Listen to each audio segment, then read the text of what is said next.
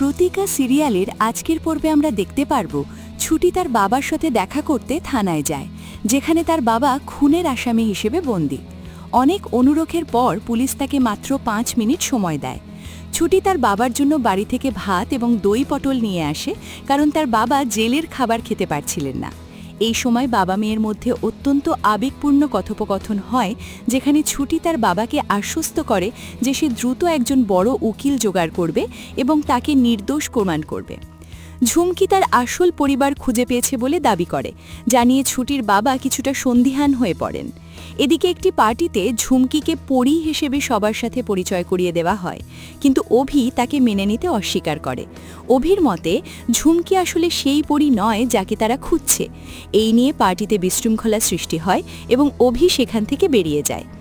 ঝড় বৃষ্টির রাতে মন্দিরে এক মহিলা নিজেকে অত্যন্ত অসহায় বোধ করছিলেন।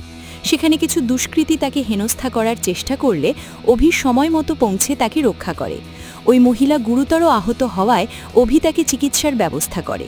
এরই মধ্যে ডিএনএ টেস্টের প্রসঙ্গটি সামনে আসে, যা ঝুমকির আসল পরিচয় নির্ধারণে গুরুত্বপূর্ণ ভূমিকা রাখবে বলে মনে করা হচ্ছে।